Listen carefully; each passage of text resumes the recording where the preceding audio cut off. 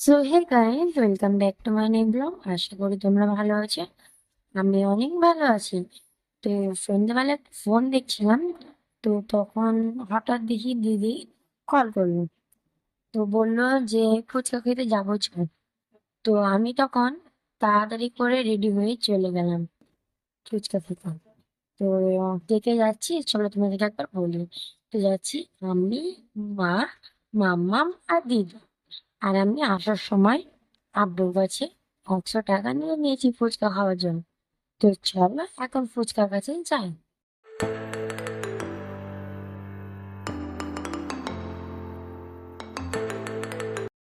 তো ফুচকার কাছে চলে এসেছি। তো গিয়ে কাকু আমাদের জন্য আলু মাখাতে শুরু করলো। তো কাকুকে বললাম যে কাকু, আমাদের দুই বোনকে ফুচকা দেন। তো আমি খেয়েছিলাম 10 টাকা, আর বোন খেয়েছিল 20 টাকা। তো এখানকার ফুচকা না দারুণ খেতে, কি বলবো তোমাদেরকে।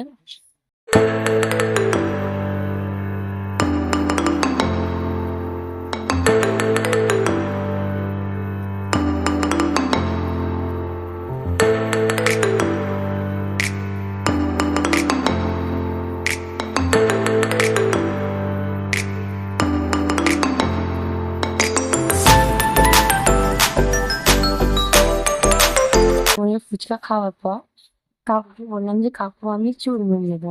তাই কাকু আমার জন্য চুরমুর বানাতে লাগলো। তো আমার চুরমুর বানানো ডান। তো তোমরা দেখেই বুঝতে পারবে যে চুরমুর মাখানোটা কতটাই সুন্দর হয়েছে, আর খেতেও খুব সুন্দর, দারুণ হয়েছে খেতে। বোন বলল যে কাকু আমার জন্য একটা আলু মাখা তৈরি করেন। তো কাকু ওর জন্য আলু মাখা তৈরি করতে লাগলো। তো বোনের আলু মাখা ডান। তো কিরকম হয়েছে তোমরা দেখো। তো ওটাও দেখলে বুঝতে পারবে যে কিরকম মাখা হয়েছে।